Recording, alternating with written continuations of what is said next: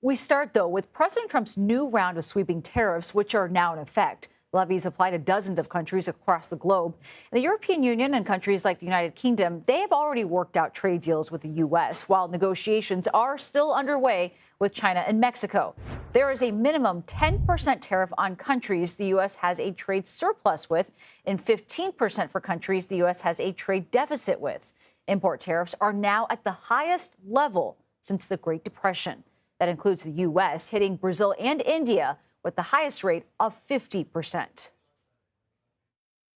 Money Watch correspondent Kelly O'Grady is here now, and she's been following this all day, watching that clock as it hit 12:01, I'm sure. But, it was tariff day. It was tariff day, the day that you've been looking at for so long. I mean, though, some of these tariffs, though, have already been in place, something that you've been covering. How big of a change are these new rates? It really depends on the country, because that 10% that you mentioned, that was a blanket, that was also the level that was in effect during the 90-plus day pause as these negotiations were happening or not happening for some countries. So there was that 10% baseline tariff for most countries except for China, Mexico, and Canada.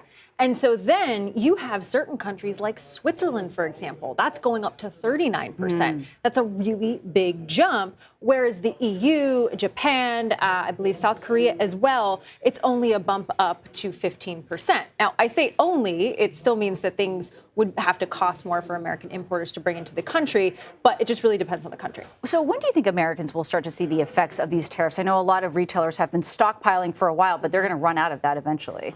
So a couple of things. One, if retailers or companies had placed an order before 12:01 a.m. and that order arrives in the States before October 5th, they are not going to pay a tariff. So we do know that a number of companies we've been speaking to stockpiled again in order to try and get goods ahead of the holidays. Now, for those that didn't or beyond, it's likely going to take a couple of months, because remember, we're just starting to see the impact of these higher prices on the inflation rate. And these are tariffs going back to March and April. So takes a little bit of time in terms of how much. It's also going to be how much the companies tried to absorb. But we're talking about countries all across the world. You're thinking clothes, electronics, alcohol, food, our cheese coming from the EU. Yeah, and specifically, though, we mentioned China and Mexico, which were granted extensions. Do we know anything about how those negotiations are going there? So Mexico has the 90-day extension, and that really seems to be about fentanyl coming across the border. So that seems to be an ongoing talk. China, the deadline is August 12th, and we do know both sides met in Sweden recently. China would like to extend that deadline. The U.S., the president still has to agree to it, so we're sort of a wait and see there. All right, Kelly O'Grady, thank you very much. And joining us now for more on this is CBS News Chief White House Correspondent Nancy Cordes. Nancy, thanks for being with us. President Trump is saying that billions of dollars are already rolling into the U.S. economy. So is there any discussion about potential new tariff deals? No indication yet, Nancy, even as these tariffs snap into place worldwide. The Treasury Secretary, or the Commerce Secretary, rather, did say yesterday that their ongoing discussions with China probably won't get done by the self-imposed deadline that was set for next week. So they may opt for another 90-day reprieve from the extremely high tariffs that we saw the U.S. impose on China before that was rolled back to 30%. These, as you know, are very complicated negotiations. And certainly, as Kelly was mentioning, there are a lot of nations that would like to see new deals that would enable their tariffs to be rolled back. Switzerland, for example.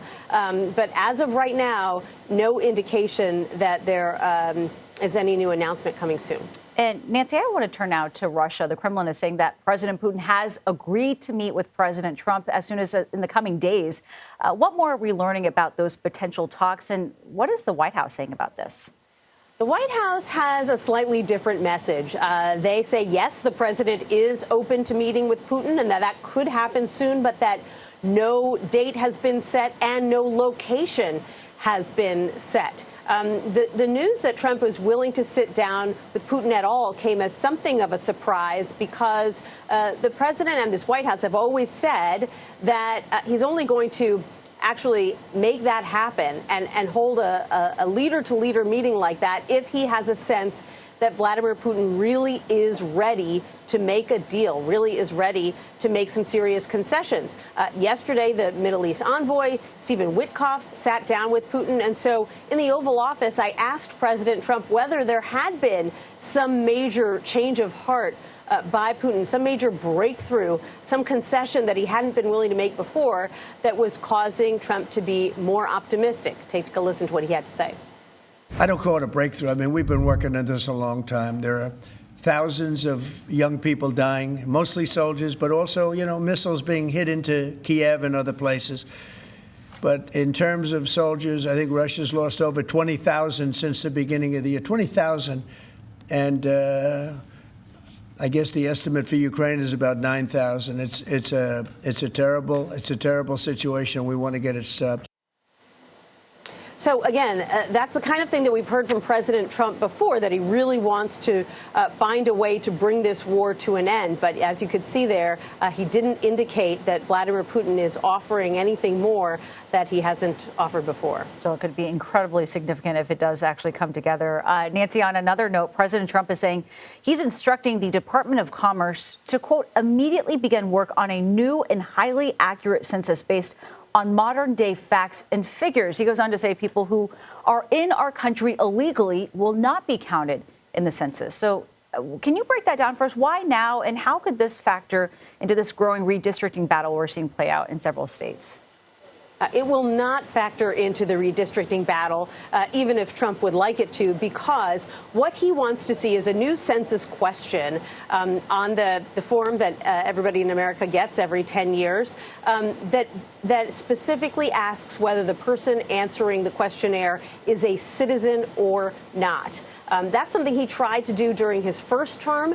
The Supreme Court ended up deciding against him, so that never happened. And he's now reviving the issue, looking to see if he can do it a different way this time that perhaps will pass legal muster. The problem is that even if that question is placed on the census, again, is only conducted every 10 years. It has already been conducted in the 2020s. So the soonest that we could see a new census form would be in the 2030s. And by that point, we will have wrapped up this redistricting fight, and probably will have had several more. Nancy? Yes. Who can imagine what the world will be like by that point? Nancy Cordes, thank you very much.